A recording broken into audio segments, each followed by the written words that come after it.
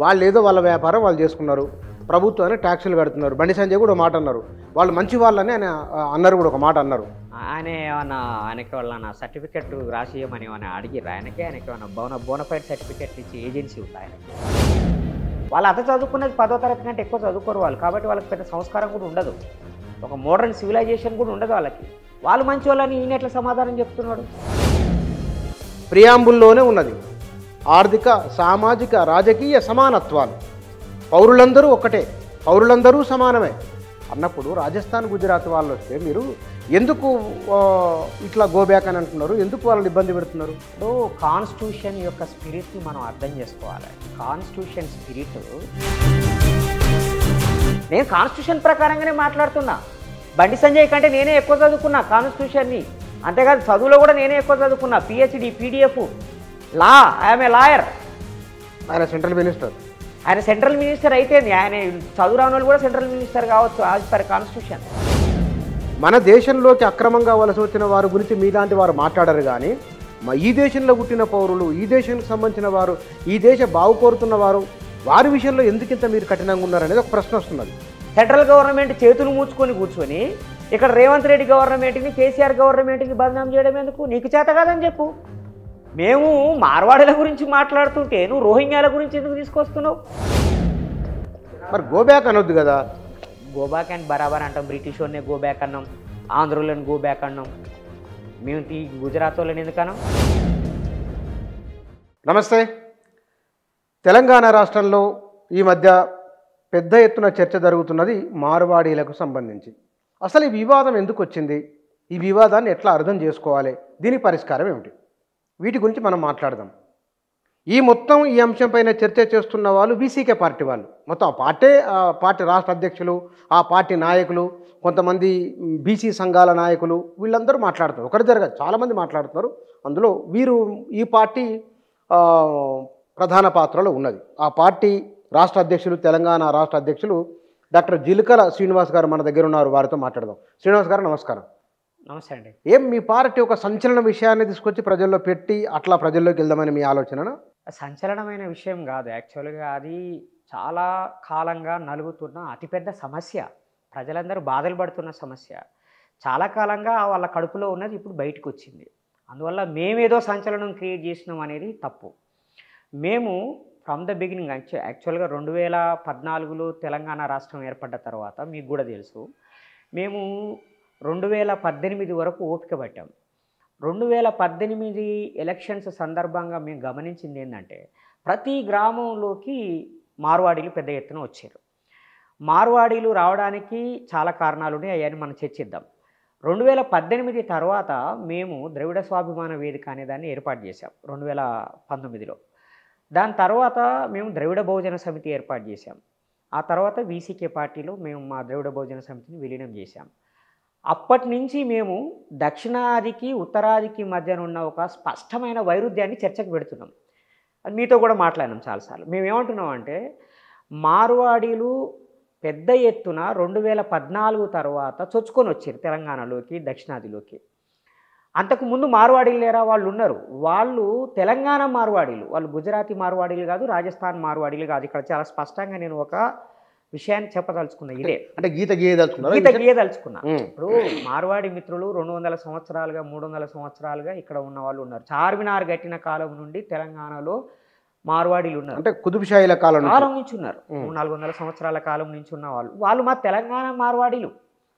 1950లో ఉన్నవాళ్ళు మా తెలంగాణ మార్వాడీలు, 1970లో ఉన్నవాళ్ళు మా తెలంగాణ మార్వాడీలు, 2009 వరకు ఉన్న వాళ్ళు కూడా మా తెలంగాణ మార్వాడీలు. వాళ్ళకి రాజస్థాన్, గుజరాతీ మార్వాడీలకి సంబంధం లేదు. వీళ్ళు ఇక్కడ చాలా స్పష్టంగా తెలంగాణ ప్రజలకు ఎలాంటి బిజినెస్ అవసరం ఆ బిజినెస్ చేసిర్రు. వీళ్ళు కల్చర్లో భాగమయ్యారు. తెలంగాణ ప్రజల కల్చర్ను వాళ్ళు ఎక్కడ డ్యామేజ్ చేయలేదు. తెలంగాణ వనరుల్ని కూడా వాళ్ళు దోచుకోలేదు. కానీ 2014 తర్వాత నరేంద్ర మోడీ అధికారంలోకి రావడము, తెలంగాణ రాష్ట్రం ఏర్పడడం ఒకటేసారి జరిగింది. నరేంద్ర మోడీ అధికారంలోకి వచ్చిన తర్వాత 2015లో ఒకే దేశం ఒకే మార్కెట్ పేరు మీద జిఎస్టీని తీసుకొచ్చిండు. ఈ ఒకే దేశం ఒకే మార్కెట్ పేరు మీద రాజస్థాను, గుజరాత్కు సంబంధించిన బనియాలు, మార్వాడీలు పెద్ద ఎత్తున లక్షల సంఖ్యలో తెలంగాణ అదేవిధంగా మిగతా రాష్ట్రాల్లోకి వచ్చారు. వచ్చి పట్టణాలకే పరిమితం కాలేదు, వాళ్ళు మండల కేంద్రాలకే పరిమితం కాలేదు, చివరికి 1500 200 జనాభా 2000 జనాభా ఉన్న గ్రామాల్లోకి కూడా వాళ్ళు వచ్చారు. అది అతిపెద్ద సమస్య. కాబట్టి మేము ఈ చర్చని చాలా కాలంగా పెడుతున్నాం. ఇది ఇప్పుడు వాళ్ళు మోండా మార్కెట్లో దాడి చేయడం కారణంగా అది యాక్చువల్గా బయటకు వచ్చింది. అది ఒక విస్ఫోటన పాయింట్గా అది బయటకు వచ్చింది. అంతకన్నా ముందు ఒంగోలులో కూడా గొడవలు జరిగినాయి.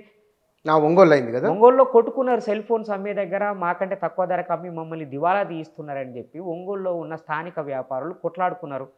అదేవిధంగా విజయవాడలో 1 టౌన్ 2 టౌన్ అని పేర్లు ఉంటాయి. అక్కడ టౌన్లకి పేర్లు ఉండవు. వీళ్ళు మార్వాడీలు మేము 10 కోట్ల రూపాయలు ఇస్తాం విజయవాడ డెవలప్మెంట్ అథారిటీకి, ఆ 1 టౌన్కి 2 టౌన్ అనే పేర్లు తీసేసి మా జైన్ మహారాజుల పేర్లు పెట్టండి అని చెప్పి వాళ్ళు ఒక ప్రపోజల్ పెట్టారు, మార్వాడీల పేర్లు పెట్టమని. అక్కడ స్థానికులు వ్యతిరేకించారు. చాలా పెద్ద ఉద్రిక్త పరిస్థితులు ఏర్పడ్డాయి. అట్లాగే తిరుపతి, మదనపల్లి ప్రతి చోట ఈ ఘర్షణలు జరిగినాయి.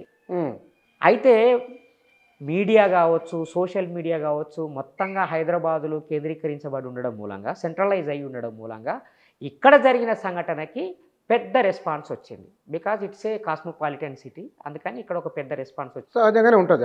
సహజంగానే ఉంటుంది. అందుకని మేమేమంటున్నాం అంటే తెలంగాణ ప్రజలు చాలా కాలంగా ఆలోచిస్తున్న, ఎదుర్కొంటున్న సమస్య ఇది. ఏం సమస్య? ఇప్పుడు వాళ్ళు ఏదో వాళ్ళ వ్యాపారం వాళ్ళు చేసుకున్నారు, ప్రభుత్వాన్ని ట్యాక్సులు కడుతున్నారు. బండి సంజయ్ కూడా ఒక మాట అన్నారు, వాళ్ళు మంచి వాళ్ళని ఆయన అన్నారు, కూడా ఒక మాట అన్నారు. ఆయనకి వాళ్ళ సర్టిఫికెట్ రాసి ఇవ్వమని ఏమైనా అడిగిర్రు? ఆయనకి ఏమైనా బోనఫైడ్ సర్టిఫికెట్లు ఇచ్చే ఏజెన్సీ ఉంది ఆయనకి? వాళ్ళు చాలా మంచోళ్ళు అని చెప్పడానికి. చాలా మంచోళ్ళే అయితే పక్కనున్న కోటల పొట్టెట్లా కొడుతున్నారు వాళ్ళు? పక్కనున్న విశ్వకర్మల ఉపాధిని ఎట్లా దెబ్బతీసిర్రు? మంచి అంటే ఏంటిది అసలు?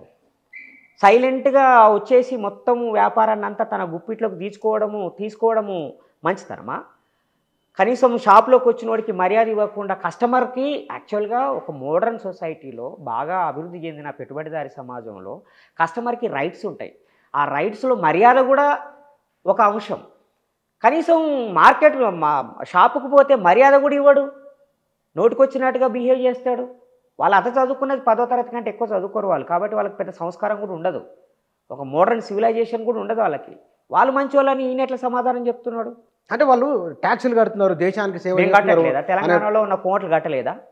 అసలు నేను అడుగుతున్నాను ముచ్చానా, బీజేపీ వాళ్ళు తెలంగాణ ప్రజల కోసం ఉన్నారా, మార్వాడీల కోసం ఉన్నారా? ఈ తెలంగాణలో నాకు తెలిసి 60 సంవత్సరాలకు పైగా ఇక్కడున్న కోమట్లు ఆర్ఎస్ఎస్లో పనిచేసే ఫుల్ టైమర్లకి సైకిల్ కొనిచ్చారు, బండ్లు కొనిచ్చారు, దాంట్లో పెట్రోల్ పోయించారు, వాళ్ళు తిరగడానికి తినడానికి డబ్బులు ఇచ్చారు, వాళ్ళ ఇంట్లో పెళ్ళిళ్ళు అయితే వాళ్ళు బహుమతులు ఇచ్చారు, ఆడపిల్లల పెళ్లి చేయలేకపోతే కట్నాలు ఇచ్చారు, బంగారు నగలు ఇచ్చారు.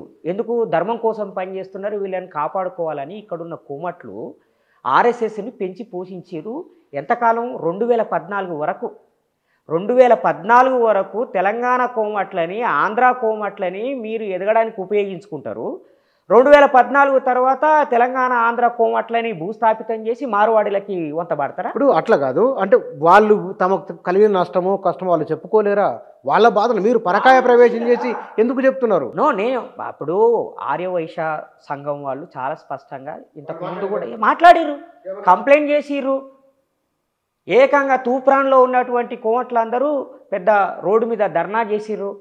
నాగర్ కర్నూల్లో ఉన్నటువంటి కోమట్లు ర్యాలీ తీసుకుంటూ మాకు అన్యాయం జరుగుతుందని చెప్పిపోతే ఇక అదే తెలంగాణ పోలీసులు ఎవడైనా ఎక్కడైనా వ్యాపారం చేసుకోవచ్చు, మార్వాడీలను వ్యాపారం చేయొద్దని చెప్పే అధికారం మీకు ఎక్కడదని బెదిరించి నాగర్ కర్నూలు కోమట్లను నోరు మూయించారు. వాళ్ళు ప్రతిఘటిస్తున్నారు, వాళ్ళు నష్టపోతున్నారు. వాళ్ళ తరపున ఎందుకు మాట్లాడారు? 60 సంవత్సరాల పాటు కోమటోళ్ళ సొమ్ము తిన్న ఆర్ఎస్ఎస్ బీజేపీ కోమటోళ్ళకి మాట్లాడకుండా మార్వాడీలకు ఎందుకు ఒత్తాసు పలుకుతున్నది? ఇది కదా కుట్ర. కానీ మీరు భారత రాజ్యాంగం గురించి బాగా చెప్తారు, మీ పార్టీ లైనే భారత రాజ్యాంగం.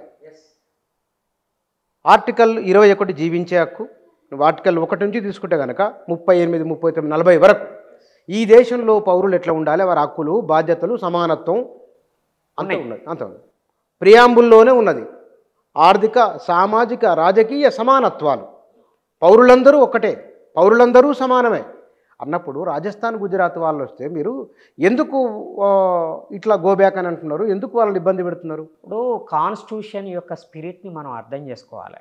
కాన్స్టిట్యూషన్ స్పిరిట్ బలమైన వర్గాలకి హక్కులు అధికారాలు ఇవ్వడం కాదు, బలహీనమైన వర్గాలకి బలహీనమైన ప్రాంతాలకి హక్కులు అధికారాలు ఇచ్చి వాళ్ళని సమాన స్థాయికి తీసుకురావటం. దేశవ్యాప్తంగా వ్యాపారం చేసే మార్వాడీలు బలవంతులా, ఏదో గల్లీలో కూర్చొని ఊళ్ళలో కూర్చొని వ్యాపారం చేసే కోమట్లు, మా తెలంగాణ కోమట్లు, వైశ్యులు, లేకపోతే మా తెలంగాణ విశ్వకర్మలు, సన్నా చిన్నకారులైనటువంటి మా బహుజనులు, మా రెడ్డోళ్ళు, మా వెలుమోళ్ళు బలవంతులా? వీళ్ళు బలహీనులు. ఈ బలహీనులకి రక్షణ కల్పించమని చెప్తున్నది రాజ్యాంగం. What is article 14? Every citizen of this country is equal before the law, at the same time the equal protection shall be provided అని ఉంది. మనుషులందరూ సమానమే అంటే దాని అర్థము బలవంతుడు బలహీనుడు సమానమే, కానీ బలహీనుణ్ణి కాపాడడానికి ప్రత్యేకంగా రక్షణలు కల్పించింది కాన్స్టిట్యూషన్. అట్లాగే మీరు ఇంతకుముందు చెప్పారు జీవించే హక్కు అని. జీవించే హక్కులో ఉపాధి పొందడం కూడా ఒక హక్కు, ఇల్లు కలిగి ఉండడం ఒక హక్కు, మంచినీళ్ళు తాగడం ఒక హక్కు, అదేవిధంగా మంచి బట్టలు వేసుకొని పౌష్టికాహారం తినటం, మంచి బట్టలు వేసుకోవడం ఒక హక్కు, కనీస మానవ అవసరాలు తీర్చుకోవడం అనేది జీవించే హక్కులో భాగం. నువ్వు వచ్చి వ్యాపారం పెడితే మా హక్కు పోతున్నది, నా ఉపాధి పోతుందంటే నా జీవించే హక్కు పోతున్నది. నువ్వు వచ్చి ఇక్కడ వ్యాపారం పెట్టి నా మీద డామినేట్ చేస్తున్నావు అంటే స్వేచ్ఛగా బతికే నా జీవించే హక్కును నువ్వు రద్దు చేస్తున్నావు అని అర్థం. నేను కాన్స్టిట్యూషన్ ప్రకారంగానే మాట్లాడుతున్నా. బండి సంజయ్ కంటే నేనే ఎక్కువ చదువుకున్నా కాన్స్టిట్యూషన్ని, అంతేకాదు చదువులో కూడా నేనే ఎక్కువ చదువుకున్నా, PhD, PDF, law. I'm a lawyer. ఆయన సెంట్రల్ మినిస్టర్. ఆయన సెంట్రల్ మినిస్టర్ అయితే ఆయన చదువు రాని వాళ్ళు కూడా సెంట్రల్ మినిస్టర్ కావచ్చు యాజ్ పర్ కాన్స్టిట్యూషన్. ఆయన హోమ్ మినిస్టరే. నేనేమంటున్నా, హోమ్ మినిస్టర్గా నువ్వేం చేస్తావో చెప్పు రక్షించడానికి. ఇక్కడ నువ్వు మార్వాడీలను వద్దంటున్నావు, ఓకే, వాళ్ళని ఏమనం మేము కూడా. ఇక్కడ స్థానికంగా ఉన్న వ్యాపారుల్ని, స్థానికంగా ఉన్న వృత్తి కులాలని కాపాడడానికి నువ్వేం చేస్తావో చెప్పు. కానీ మీరు ఇన్ని మాట్లాడుతున్నారు, మన దేశంలోకి అక్రమంగా వలస వచ్చిన వారి గురించి మీలాంటి వారు మాట్లాడరు. కానీ ఈ దేశంలో పుట్టిన పౌరులు, ఈ దేశానికి సంబంధించిన వారు, ఈ దేశ బాగు కోరుతున్న వారు, వారి విషయంలో ఎందుకింత మీరు కఠినంగా ఉన్నారనేది ఒక ప్రశ్న వస్తున్నది. ఇప్పుడు అసలు బండి సంజయ్ గారికి ఆయన ఏం మాట్లాడుతాడో ఆయనకి తెలియదు, మనందరికీ తెలిసిన విషయం. ఆయన పెద్ద హాస్యాస్పదమైన వ్యక్తిగా మారిపోయాడు. నేనేమంటున్నా అంటే, బంగ్లాదేశ్లో రోహింగ్యా క్రైసిస్ 2017లో వచ్చింది. 2016లో 15 నుంచి 16 మధ్యన మియన్మార్లో రోహింగ్యాల మీద పెద్ద ఎత్తున దాడులు జరిగినాయి. మియన్మార్ నుంచి బంగ్లాదేశ్కి వచ్చి, బంగ్లాదేశ్ నుంచి ఇండియాలోకి వచ్చారు. ఇదంతా ఎప్పుడు జరిగింది? 2015 తర్వాత జరిగింది. 2014లో నరేంద్ర మోడీ అధికారంలోకి వచ్చాడు. 2014లో ఈ దేశాన్ని నువ్వు కాపాడమని అప్పచెప్పినాం మేము నీకు. రోహింగ్యాలు వస్తూ ఉంటే గడిబికిర్రా మీరు? ఏం చేసిర్రు? అమిత్ షా గారైనా లేకపోతే నరేంద్ర మోడీ గారైనా ఏం చేసిర్రు? రోహింగ్యాలు అక్రమంగా చొరబాడుతుంటే నువ్వు ఆపాలి కదా. 2017 తర్వాత వచ్చిర్రు రోహింగ్యాలు ఇక్కడికి. నీ హయాంలోనే రోహింగ్యాలని నువ్వు ఇక్కడికి రాణిస్తావు, నువ్వే వాళ్ళని ఇక్కడ కాపాడుతావు. బదనాము కాంగ్రెస్ గవర్నమెంట్ మీద, టీఆర్ఎస్ గవర్నమెంట్ మీద నెడతావు. సరే, వాళ్ళు రెండు ఫెయిల్ అయినాయి. అసలు దేశ ఎక్స్టర్నల్ సెక్యూరిటీ ఎవరి బాధ్యత? బుచ్చనా సెంట్రల్ గవర్నమెంట్ బాధ్యత. ఆ తర్వాత జరిగిన ఒక పరిణామం ఏంటంటే, ఇంటర్నల్ సెక్యూరిటీ కూడా సెంట్రల్ గవర్నమెంట్ బాధ్యతగానే తీసుకున్నది, అంతర్గత భద్రత. అందులో భాగంగానే national investigation of agency NIA తీసుకొచ్చారు. రా ఉన్నది మనకి. వీళ్ళందరూ ఎక్కడైనా ఎవరినైనా అరెస్ట్ చేసే అధికారం కలిగి ఉన్నవాళ్ళు. ఎక్కడో బాంబులకు పేల్చడానికి కుట్ర చేస్తున్నారట అనగానే వెంటనే వచ్చి హైదరాబాద్లో ఉన్న కొంతమందిని అరెస్ట్ చేసి తీసుకుపోతారు. పోలీసు వాళ్ళు ఈ తెలంగాణ గవర్నమెంట్ పర్మిషన్ అడిగిర్రా? మరి ఎందుకు ఇప్పుడు రోహింగ్యాలను అరెస్ట్ చేయలేకపోతున్నారు సెంట్రల్ గవర్నమెంట్ వాళ్ళు? సెంట్రల్ గవర్నమెంట్ చేతులు మూచుకొని కూర్చొని ఇక్కడ రేవంత్ రెడ్డి గవర్నమెంట్ని, కేసీఆర్ గవర్నమెంట్ని బదనాం చేయడం ఎందుకు? నీకు చేత కాదని చెప్పు. మేము మార్వాడీల గురించి మాట్లాడుతుంటే నువ్వు రోహింగ్యాల గురించి ఎందుకు తీసుకొస్తున్నావు? పంపి మా రోహింగ్యాలని, లేదంటే రాజీనామా చేయి. రోహింగ్యాలు మాకేమన్నా చుట్టాలా? నీకు తుర్కోలకి పంచాయతీ ఉంటే మీరు కొట్లాడుకోండి, మీరు చూసుకోండి. మేము మార్వాడీలతో గురించి కొట్లాడుతున్నాం. మార్వాడీల సంగతి ఏందో తెలుసాడా అని అంటున్నాం మేము. అందుకని అందరూ మార్వాడీల గురించి అక్కడ కాదు, మేము ముందే స్పష్టంగా చేసినాం. తెలంగాణ మార్వాడీలు 2009 వరకు ఉన్న తెలంగాణ మార్వాడీలు మా తెలంగాణ వాళ్ళు. 2014 తర్వాత వచ్చిన మార్వాడీలంతా కూడా బయటి రాష్ట్రాల వాళ్ళు, వాళ్ళకి వ్యతిరేకంగా మేము పోరాడుతున్నాం. వాళ్ళు పట్టణాలకే పరిమితం అయితే మాకు ఇబ్బంది ఉండేది కాదు. 5 లక్షల జనాభా ఉన్న పట్టణాలకే పరిమితం అయితే ఎవరికి ఇబ్బంది ఉండేది కాదు. చక్కగా 10,000 జనాభా లేని మండల కేంద్రాలకు వచ్చేసిర్రు, 2,000 జనాభా ఉన్న గ్రామ పంచాయతీలోకి వచ్చేసిర్రు. చిన్న స్వీట్ షాపు, చిన్న కిరాణం షాపు, తర్వాత బంగారం షాపు, తర్వాత ఫైనాన్సు, తర్వాత చిట్టీలు, అవన్నీ రాత్రికి రాత్రే ఎత్తేసి ఎటో వెళ్ళిపోతున్నాడు. ఎవడుకు ఎక్కడ కూడా దొరకడు. భువనగిరిలో అదే జరిగింది కదా. పెద్ద ఎత్తున 2-3 కోట్ల రూపాయలు మోసం చేసి వెళ్ళిపోతే ఆ భువనగిరి ప్రజలందరూ, యాదగిరిగుట్ట ప్రజలందరూ లబోదిబోమని మొత్తుకున్నారు. కాబట్టి దేశంలో జరిగిన అన్ని అవినీతి అక్రమాలకి ఆద్యము, మూలము ఈ మార్వాడీలు. అందుకని మేము మా పార్టీగా, వ్యక్తిగతంగా మేము ఒక జాతిగా, ఒక కులంగా మేము వాళ్ళని వ్యతిరేకించట్లేదు. మీరు ఒక బిజినెస్ చేయగలిగే శక్తి కలిగిన వాళ్ళు, మీరు బలవంతులు. ఇక చాలు, మీరు వచ్చిన కాడికి ఇక కొత్తగా రాకండి. మీరు గ్రామాలకు వెళ్ళకండి, పట్టణాలకే పరిమితం కండి. అది మేము చెప్తాం. అని మీరు ఆదేశిస్తున్నారు కదా. ఒక పౌరుడు తన ఇష్టం ఉన్న దగ్గర ఉంటాడు, మీరెవరు చెప్పడానికి? మీరేంటో చెప్తారు. మేము కూడా ఈ దేశ పౌరులమే, ప్రతిఘటించే హక్కు మాకున్నది. నష్టం జరుగుతున్నప్పుడు నష్టాన్ని వ్యతిరేకించే హక్కు మాకున్నది. Resistance is a fundamental right. నీ కుటుంబాన్ని, నీ తిండిని, నీ సర్వాన్ని నాశనం చేస్తున్నప్పుడు అది తప్పు, అన్యాయం అని చెప్పే అధికారం కూడా మాకు లేదా? ఎవరైనా ఎక్కడికైనా ఉండొచ్చు అనేది. మీ పార్టీకి వాళ్ళు చేసిన నష్టం ఏమిటి? మా పార్టీ ఏంటండి, మా పార్టీకి కాదు ఇది, పార్టీకి సంబంధించిన విషయం కాదు ఇది. ఇది ప్రజలకు సంబంధించిన విషయం. తెలంగాణ ప్రజలు, ఆంధ్ర ప్రజలు, దక్షిణాది ప్రజలందరికీ సంబంధించిన అతి కీలకమైన జీవన్మరణ సమస్య. ఏది వాళ్ళది జీవన్మరణ సమస్య? అంతే కదా మరి. ఎట్లా వాళ్ళేదో వ్యాపారం చేసుకొని మాకు జీవన్మరణ సమస్య, వాళ్ళ ఉనికి మాకు జీవన్మరణ సమస్య. ఎట్లా చెప్పండి? 25 మంది స్వర్ణకారులు ఆత్మహత్య చేసుకొని చచ్చిపోయారు. ఇదే రంగారెడ్డి జిల్లాలో భర్తను కోల్పోయిన ఒక స్వర్ణకార మహిళ, 2 పెళ్లికి ఎదిగిన పిల్లల పెళ్లి చేయలేని అనే బెంగతోటి తేజాబు తన 2 బిడ్డలకి తాగించి తాను తాగి చచ్చిపోయారు. ఇట్లా పొట్ట బగిలి చచ్చిపోయారు. ఎందుకు? మొత్తం గోల్డ్ మార్కెట్ అంతా మార్వాడీల చేతుల్లో ఉన్నది.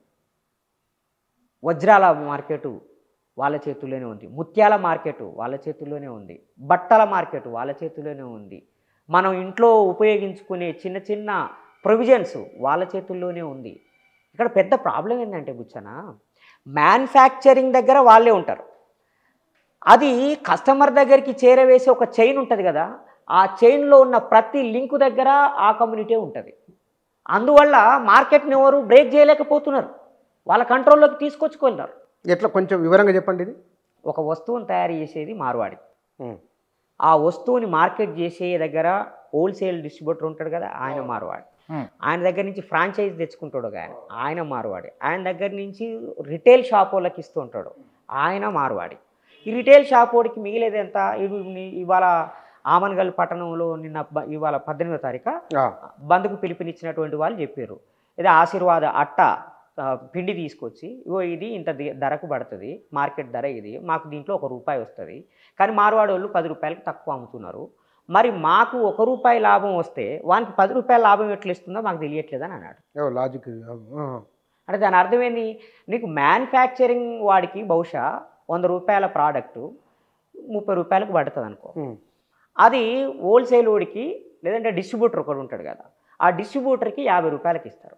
ఆ డిస్ట్రిబ్యూటర్ ఏం చేస్తాడు, తన కింద ఉన్న హోల్సేల్ ఇంకొకటికి ఇంకొక ₹10 మార్జిన్ పెట్టుకొని వాడిస్తాడు, వాడు ఇంకొక ₹10 పెట్టుకొని రిటైల్ వాడికి ఇస్తాడు. అంటే ఇది చైన్, ప్రాఫిట్ని పంచుకుంటారు. కానీ ఇక్కడ నీకు మ్యానుఫ్యాక్చరు మార్వాడే ఉండి, దాన్ని సప్లై చేసేటోడు మార్వాడే ఉండి, దాన్ని డిస్ట్రిబ్యూట్ చేసేటోడు మార్వాడేవాడే ఉంటే, ఇక హోల్సేల్ వాడు మార్వాడోడే ఉంటే, రిటైలర్కి ఏం వస్తుంది? నాన్ మార్వాడి వెళ్ళి కొనుక్కుంటే మార్కెట్ ధరకి ఇస్తాడు, మార్వాడి వ్యక్తి పోతేనేమో 50% డిస్కౌంట్ ఇస్తాడానికి, సగం ధరకే ఇస్తాడు. అంటే ఇప్పుడు అంటే మీ ఉద్దేశం ఏం చెప్పదలుచుకున్నానంటే, ఇప్పుడు ఏ మార్కెట్ మీదనైనా గుత్తాధిపత్యం ఒక వర్గానికి ఉండడమే తప్పు, అది చట్టవిరుద్ధం కూడా. అందుకని ఇక్కడ వీళ్ళు ఏం చేస్తున్నారంటే, total manufacturing and distribution supply chain మొత్తాన్ని వాళ్ళు మోనోపలి చేసుకున్నారు. దాని మూలంగా స్థానిక కోమట్లకి స్థానిక వ్యాపార కోమట్లు ఒక్కలే లేరు, ఇప్పుడు రెడ్డోళ్ళు ఉన్నారు, చాలా మంది వ్యాపారం అందరూ చేస్తున్నారు ఈ మధ్య అందరూ. వీళ్ళందరూ ఈ మార్కెట్లో నష్టపోతున్నారు. కాబట్టి దీన్ని డీసెంట్రలైజ్ చేయాలంటున్నాను నేను.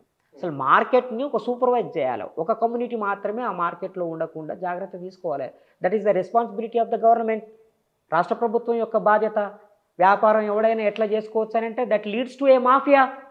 ఇప్పుడు లిక్కర్ షాపులు ఎవరైనా పెట్టుకోవచ్చు అని చెప్పి టెండర్ వాడినవు, అందరూ కలిసి ఒక దాన్ని ఏమంటారు సిండికేట్ అయిపోయి ధరలు విపరీతంగా పెంచిరు అనుకో, అప్పుడు గవర్నమెంట్ ఎంటర్ అయ్యి ఇంతవరకే మీరు అమ్మాలా మిగతాది అమ్మకూడదని చెప్పి జోక్యం చేసుకుంటుంది కదా. మరి ఆ లిక్కర్లో జోక్యం చేసుకున్నటువంటి ప్రభుత్వము ఈ మార్కెట్లో ఎందుకు జోక్యం చేసుకోదు? ఒక రోడ్డు మీద చిన్న బడ్డీ కొట్టు పెట్టుకుంటే వచ్చి అడావుడి చేసి ట్రాఫిక్ వాళ్ళు అదే రోడ్డు మీద పానీపూరి పెట్టుకునే మార్వాడని ఎందుకు డిస్టర్బ్ చేయరు? అదే రోడ్డు మీద స్వీట్ షాప్ పెట్టుకొని డిస్టర్బ్ చేసే వాళ్ళని ఎందుకు డిస్టర్బ్ చేయరు? అంటే లోకల్ వాడు అయితేనో నీకు అగ్గువ, మార్వాడోళ్ళు అయితే నీకు మామూలు ఇస్తారు కాబట్టి వాళ్ళని డిస్టర్బ్ చేయకుండా ఉంటారా? ఇది మేము అంటున్నది. అందుకని నేనేమంటున్నానంటే ఈ సమస్యని మనం కేవలము వ్యాపార కోణం నుంచి మాత్రమే చూడకూడదు. ఈ సమస్యని చారిత్రక కోణం నుంచి చూడాలి, సామాజిక కోణం నుంచి చూడాలి, రాజకీయ కోణం నుండి చూడాలి. ఇన్ని మాట్లాడుతున్నారు మీరు, అవి మాట్లాడదాం. అవి కోణాలు ఎందుకు మాట్లాడాలి? మరి కేంద్ర ప్రభుత్వము మీ మీద కేసులు పెడితే ఎట్లా? పెట్టనియండి. తెలంగాణలో ప్రతి ఒక్క ఉస్మానియా యూనివర్సిటీ నాయకుడి మీద, కాకతీయ యూనివర్సిటీ నాయకుడి మీద, శాతవాహన యూనివర్సిటీ నాయకుడి మీద ఒక్కొక్కరి మీద 80 కేసులు పెట్టారు. అయినా తెలంగాణ ఉద్యమం ఆగిందా? జైలుకు వేయరు, బెయిల్ తెచ్చుకున్నారు, ఇంకా తిరుగుతున్నారు కేసుల కోసం కోర్టుల చుట్టూ. తెలంగాణ ప్రజలకి పోరాటము కేసులు పెద్ద కొత్తవేమి కాదు.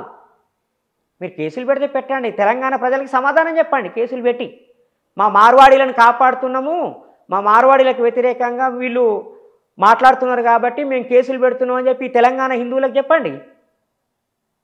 మా బీజేపీ మార్వాడీల కోసమే ఉన్నది, మార్వాడీలకు వ్యతిరేకంగా ఏ కులం వాడు మాట్లాడినా తీసుకుపోయి జైల్లో పెడతామని చెప్పండి తెలంగాణ ప్రజలకి.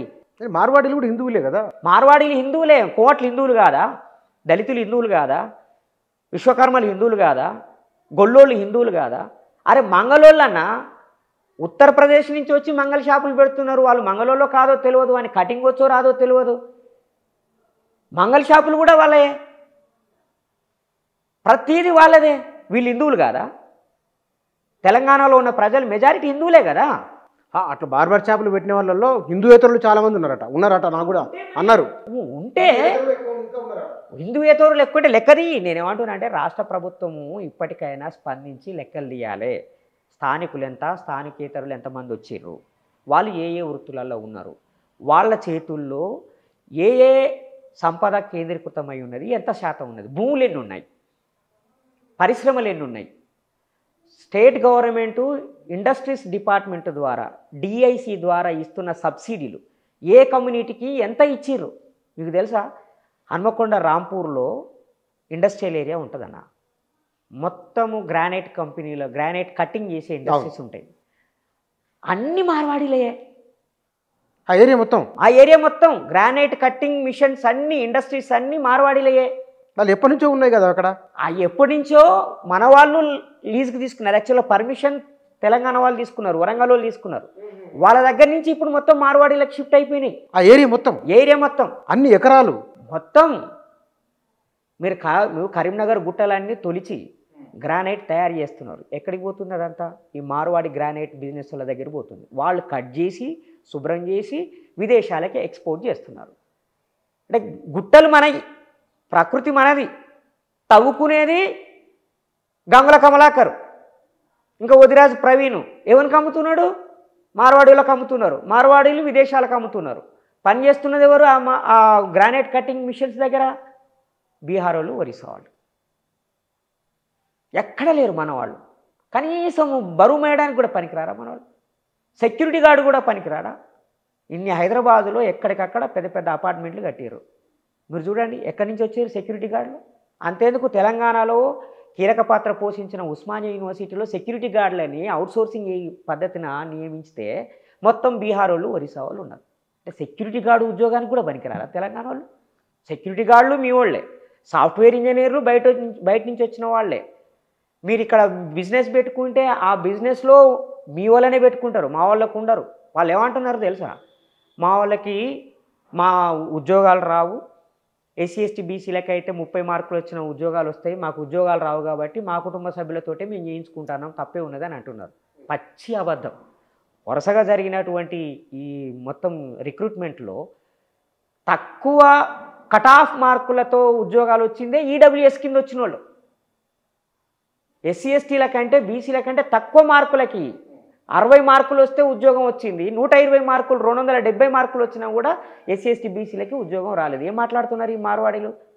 అసలు వాస్తవం ఏంటంటే వాళ్ళ వ్యాపార రహస్యాలు మరొక కమ్యూనిటీకి తెలియకుండా చేయడానికే ఇంకొకరిని తన షాప్లో మనిషిగా పెట్టుకోరు, పని మనిషిగా పెట్టుకోరు.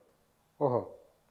ఎందుకంటే ఇన్ని సంవత్సరాలు, ఇన్ని 100 సంవత్సరాల పాటు వాళ్ళు ఎట్లా సస్టైన్ అయ్యారు? ఇది ఇండియన్ ఎకానమీ కాదు, ఇది మార్వాడి ఎకానమీ. దేశం మొత్తం ఎకానమీ వాళ్ళ కంట్రోల్లోనే ఉంది. ఆదాని అంబానీ నుంచి మొదలుకుంటే గల్లీలో ఛాయ్ బిస్కెట్లు అమ్మే మార్వాడీల వరకు entire market is operated by the Marwadis.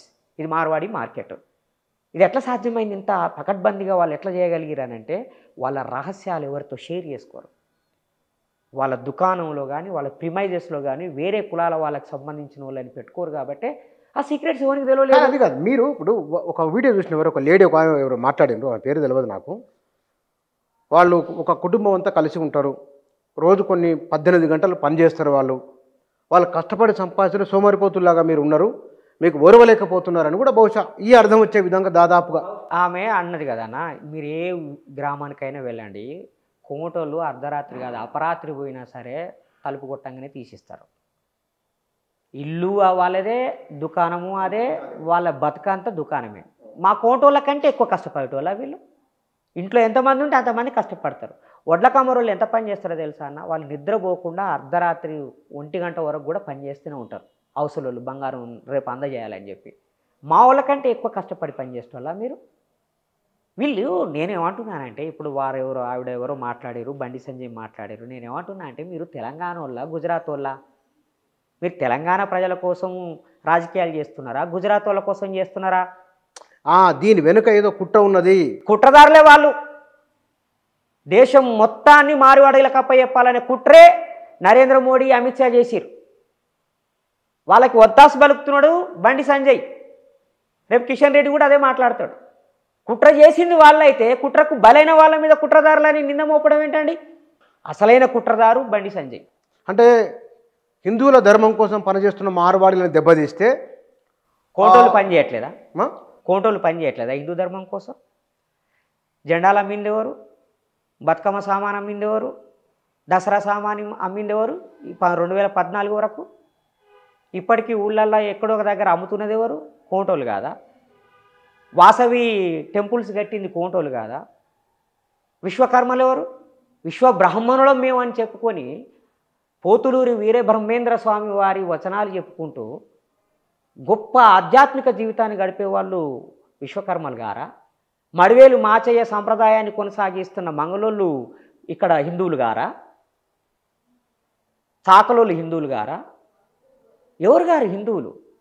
Hindu ధర్మాన్ని కాపాడుతున్నది మార్వాడీలే అయితే, హిందూ ధర్మాన్ని కాపాడుతున్నది మార్వాడీలే అయితే, 2014 తర్వాత వచ్చిన మార్వాడీలే అయితే, మరి 2014కి ముందు తెలంగాణలో హిందూ ధర్మం లేదా?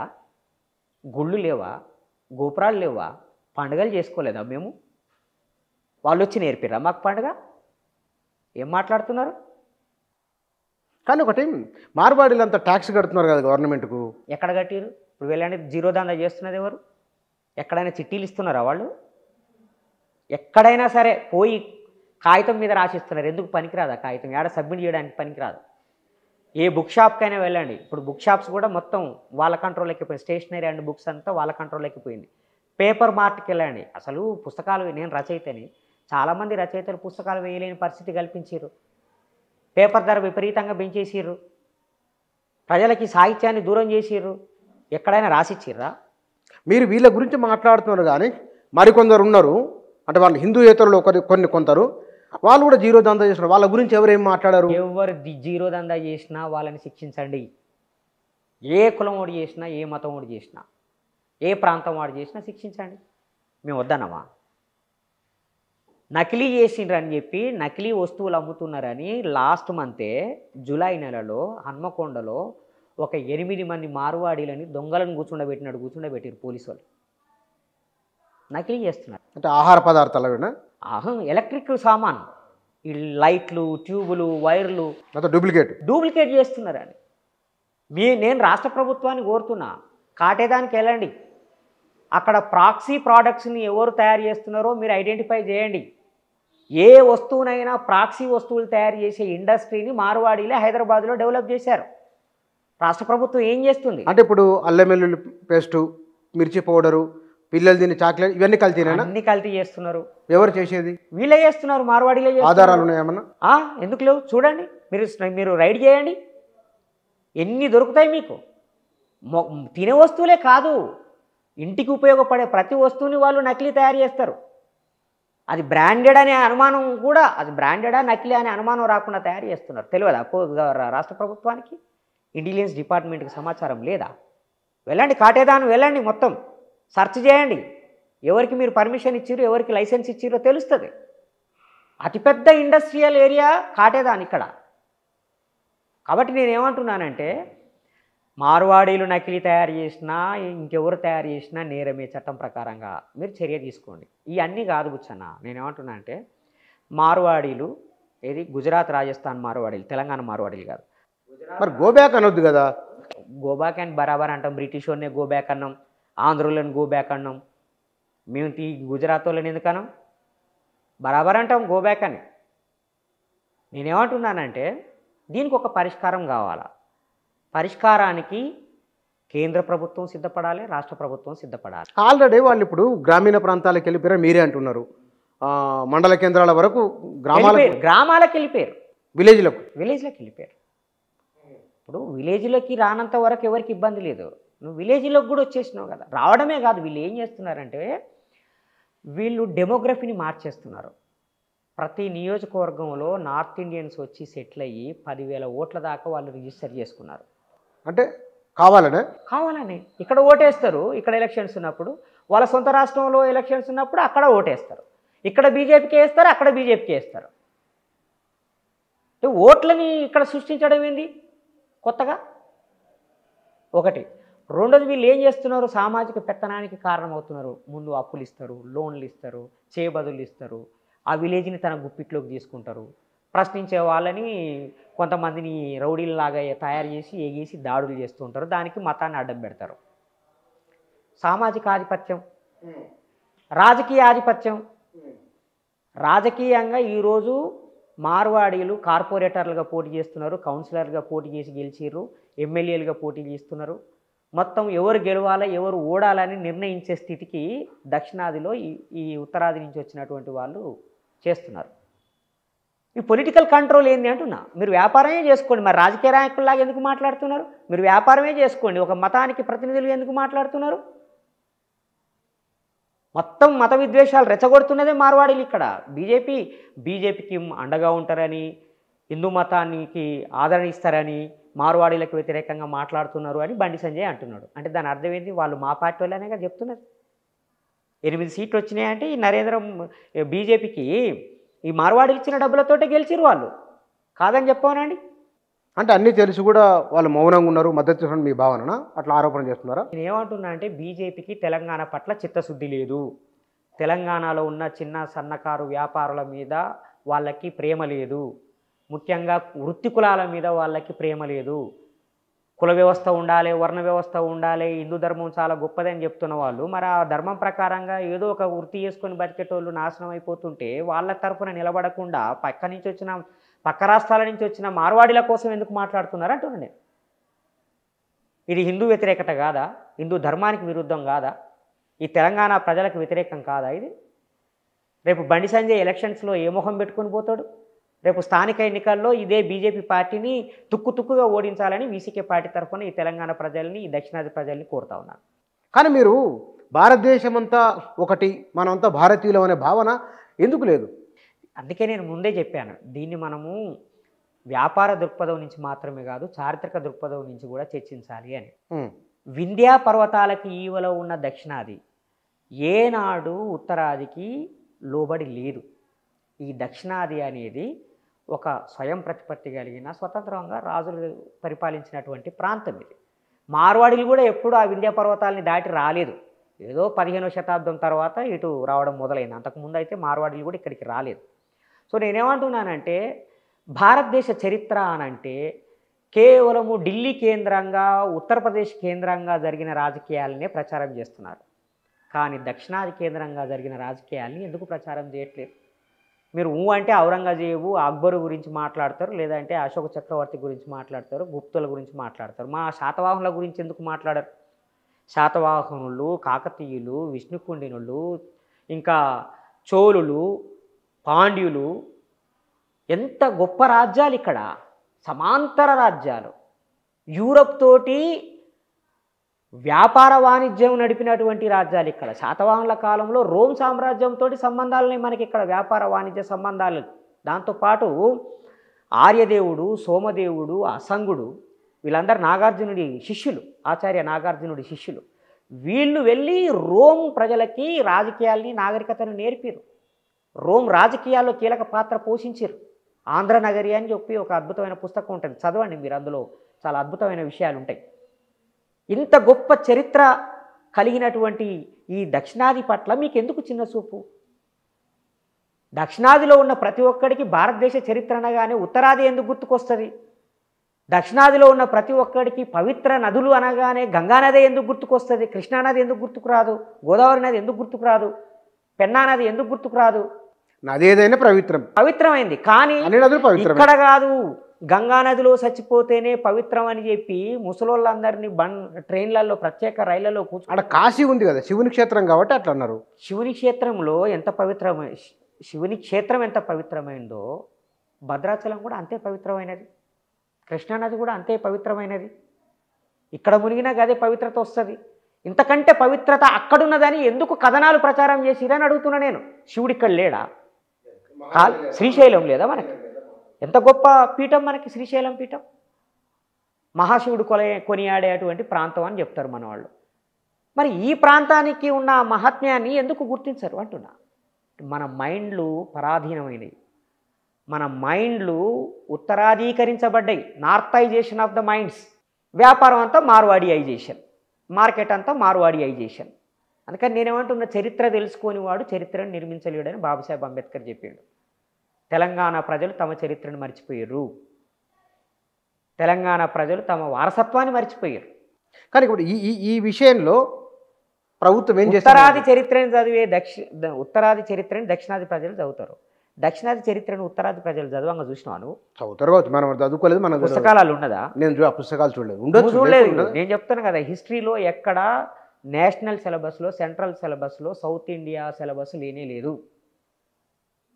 సౌత్ ఇండియా సిలబస్ లేదు. ఒక మాట అనుకుందాం. మీరు అన్నారు కాబట్టి నేను అంటున్నా, మొఘల్ చక్రవర్తుల గురించి ఇంకా చదవాల్సిన అవసరం ఉందా? చక్రవర్తుల గురించి అవసరం లేదు. నేనే అంటున్నా, మొఘల్ చక్రవర్తి, ఔరంగజేబు, అక్బర్ చాలా ఇంకా చదవాల్సిన దానికంటే ఎక్కువ చదివేసినాం. మా శాతవాహనుల గురించి చదవండి, మా కాకతీయుల గురించి చదవండి, మా ఈక్ష్వాకుల గురించి చదవండి, మా విష్ణుకుండినుల గురించి చదవండి, మా పాండ్యుల గురించి, చోళుల గురించి చదవండి. ఇది పెట్టండి అసలు మీరు సిలబస్లో, మొత్తం సెంట్రల్ సిలబస్లో. సిలబస్ మారుస్తాం, చరిత్ర మారుస్తాం అంటున్నారు కదా. మీ ఉత్తరాది చరిత్రనేనా ఎప్పటికీ? అయితే తుర్కోలది లేకపోతే అగ్రకులాలదేనా చరిత్ర? మా దక్షిణాది రాజులది చరిత్ర కాదా? మా దక్షిణాది నాగరికత కాదా? సింధు హరప్ప నాగరికత కంటే ఇంకా 500 సంవత్సరాల ముందు నాగరికత ఇక్కడ బయటపడ్డదని తమిళనాడులో ఆధారాలతో సహా నిరూపించబడ్డది. దాని గురించి ఎందుకు పెట్టారు చరిత్ర? కాబట్టి చరిత్రని వక్రీకరిస్తున్నది దేశం పేరు మీద ఆర్ఎస్ఎస్, బీజేపీ. నిజంగా ఆర్ఎస్ఎస్ వాళ్ళకి, బీజేపీ వాళ్ళకి తెలంగాణ ప్రజల మీద ప్రేమ ఉంటే తెలంగాణలో ఈ మార్వాడి గుత్తాధిపత్యాన్ని కంట్రోల్ చేయాల్సిన అవసరం ఉన్నది, రద్దు చేయాల్సిన అవసరం ఉన్నది. సాధ్యమవుతుందా? అవుతుంది, ఎందుకు కాదు. ఏ గుత్తాధిపత్యాన్నైనా తగ్గించే అధికారము ప్రభుత్వానికి ఉంది. అరే, ఇందిరాగాంధీ వచ్చి మొత్తం బ్యాంకుల్ని జాతీయం చేసింది, భూముల్ని పంచింది, రైల్వేల్ని జాతీయం చేసింది. నువ్వు కూడా చేయొచ్చు కదా. ప్రభుత్వము సార్వభౌమాధికారాన్ని కలిగి ఉన్నది. దేన్నైనా తన కంట్రోల్లోకి తీసుకోవచ్చు, దేన్నైనా నియంత్రించవచ్చు. కాన్స్టిట్యూషన్కి లోబడి సర్వాధికారాలు ఉంటాయి ప్రభుత్వానికి. సర్వాధికారాలు ఉన్నాయి. కాన్స్టిట్యూషన్కి లోబడి నువ్వు ఏ రకంగా ప్రొటెక్షన్ ఇస్తావో ఇవ్వు అంటున్నాం మేము. తెలంగాణ ఉద్యమం జరుగుతున్నప్పుడు మీకు ఒక పాయింట్ గుర్తు చేస్తా. ఆ పాయింట్ ఏంటంటే 42% రిజర్వేషన్ తెలంగాణ వాళ్ళకి ఇవ్వాలి ఉద్యోగాల్లో, ప్రైవేట్ రంగంలో ఎవరు పరిశ్రమ పెట్టినా. టీఎస్ఐ పాస్ తీసుకొచ్చిండ్రు మన కేసీఆర్ గారు. దాంట్లో 42% ఎంప్లాయ్మెంట్ ఇవ్వాలని ఉన్నది. కానీ ఎక్కడ కూడా ఇంప్లిమెంట్ చేయలేదు. అది ఐటీ కంపెనీలో ఇంప్లిమెంట్ చేయలేదు, మిగతా ఇండస్ట్రీస్లో కూడా ఇంప్లిమెంట్ చేయలేదు. మేమేం అడుగుతున్నాం అంటే, నేను ఇంతకుముందే చెప్పినా మీకు, మేము ద్రవిడ భోజన సమితి ఆధ్వర్యంలో south India trade union start చేసినాం. దాని సందర్భంగా మేము పెట్టిన డిమాండ్ ఏంటంటే 80% తెలంగాణ వాళ్ళకే విద్యా ఉద్యోగంలో, ప్రైవేట్ రంగంలో అవకాశాల్లో రిజర్వేషన్ ఇవ్వాలి. 10% సౌత్ ఇండియన్స్కి ఇవ్వాలి, మిగతా 10% నార్త్ ఇండియన్స్కి ఇవ్వాలి. అది పరిశ్రమల్లోనైనా ఉద్యోగాల్లోనైనా. ఆ పని చేయండి, అదొక పాలసీ తీసుకురండి. ఇప్పుడు దీని మీద ఈ విషయంలో మీరు ఫర్దర్ యాక్షన్ ఏమిటి? మేము తెలంగాణ ప్రజల్ని జాగృతం చేస్తాం, దక్షిణాది ప్రజల్ని చైతన్యం చేస్తాం. స్థానికుల వ్యాపార పరిరక్షణ చట్టం తేవాలని చెప్పి మేము ప్రభుత్వం మీద ఒత్తిడి తీసుకొస్తాం. మార్వాడి అంటే 2014 తర్వాత వచ్చిన మార్వాడీల గుత్తాధిపత్యాన్ని కంట్రోల్ చేయడానికి అవసరమైన చట్టం తీసుకురమ్మని రాష్ట్ర ప్రభుత్వాన్ని మీద డిమాండ్ చేస్తాం. అట్లాగే అదేవిధంగా ఈ తెలంగాణ భూమి తెలంగాణ ప్రజలది, మా భూములు మాకేనని తిరగబడ్డ గానమా పోరు తెలంగాణ అని గద్దరన్న పాడిండు. 1995 తెలంగాణ డిక్లరేషన్, తెలంగాణ మహాసభ సూర్యాపేట డిక్లరేషన్లో మారోజు వీరన్న స్పష్టంగా చెప్పిండు, తెలంగాణ ఇతరులు తెలంగాణలో భూములు కొనకుండా చట్టం తీసుకురావాలని చెప్పిండు. ఈరోజు తెలంగాణ ఏర్పడ్డ తర్వాత భూములన్నీ హైవేలు వచ్చిన ప్రతి ఏరియాలో భూములన్నీ మార్వాడీలు కొనేస్తున్నారు. టోటల్ 65% ల్యాండ్స్ మార్వాడీల చేతుల్లోకి వెళ్ళిపోయినాయి అని లెక్కలు చెప్తున్నాయట. రాష్ట్ర ప్రభుత్వాన్ని డిమాండ్ చేస్తున్నాయి, ఇప్పటి వరకు ఎంత భూములు ఎవరి చేతుల్లోకి పోయినాయో లెక్క తీయండి, మార్వాడీల చేతుల్లో ఎన్ని భూములు ఉన్నాయో లెక్క తీయండి. మరి తెలంగాణ వాళ్ళు ఏం కావాలి? భూములన్నీ బయట రాష్ట్రాల నుంచి వచ్చిన వాళ్ళు కొనుక్కుంటే. అదేవిధంగా కేవలము 5 లక్షల జనాభా ఉన్న పట్టణాలకి మాత్రమే మార్వాడీలు పరిమితం కావాలి, మండల కేంద్రాల్లోకి రాకూడదు, గ్రామాల్లోకి రాకూడదు. ప్రజల్ని కూడా మేము కోరుతున్నాం, ఏమంటున్నాం అంటే స్థానికేతరులు వచ్చినప్పుడు వ్యాపారం దృష్ట్యా ఎవరైనా వస్తే వాళ్ళకి సహకరించకండి, సహాయ నిరాకరణ చేయండి, వాళ్ళకి షాపులు కిరాయికి ఇవ్వకండి, భూములు వాళ్ళకి లీజుకి ఇవ్వకండి, మన భూములు బయట రాష్ట్రాల వాళ్ళకి అమ్మకండి. ముఖ్యంగా ఈ నార్త్ నుంచి వచ్చినటువంటి 2014 తర్వాత వచ్చిన ఈ గుజరాత్ మార్వాడీలు, రాజస్థాన్ మార్వాడీలు, బనియాలకి మన భూములు అమ్మకండి. ఈ భూమే మనకు ఆధారం, ఈ భూమిలోనే మనం పుట్టినాం, ఈ భూమిలోనే చస్తాం. ఈ ఉన్న భూమిని అంతా బయట రాష్ట్రాల వాళ్ళకి అమ్ముకున్నాం అని అంటే మన రాబోయే తరాలన్నీ బానిసత్వంలో బతకాల్సి వస్తుంది. ఇది మేము తెలంగాణ ప్రజలకి తెలియజేయాలనుకున్న విషయాలు. ఫర్దర్గా కూడా వీటి బేస్ మీదగానే మా ప్రోగ్రామ్స్ ఉంటాయి. ఓకే సార్, థ్యాంక్ యూ అండి. Thank you. మార్వాడీల విషయానికి సంబంధించి అటువరకు చాలా విషయాలు మాట్లాడింది. కానీ వాస్తవానికి ఒక దేశంలో ఉన్న పౌరుల మధ్య విభేదాలకు ఆస్కారం లేకుండా చూడాల్సిన బాధ్యత ప్రభుత్వాలది. ఆయా రాష్ట్ర ప్రభుత్వాలు స్థానికంగానే విద్య, ఉద్యోగ, ఉపాధి మార్గాలను చూపించాలి. ఆయా రాష్ట్రాల్లో పరిశ్రమలు భారీ ఎత్తున ఏర్పాటు చేయాలి. ఈ దేశంలో ఎవరెక్కడికైనా వెళ్ళవచ్చు, ఎవరెక్కడన్నా వ్యాపారాలు చేసుకోవచ్చు. అయితే ఈ క్రమంలోనే వివాదాలు లేకుండా ఉండి సహజీవనం చేస్తే మంచిది. Thank you.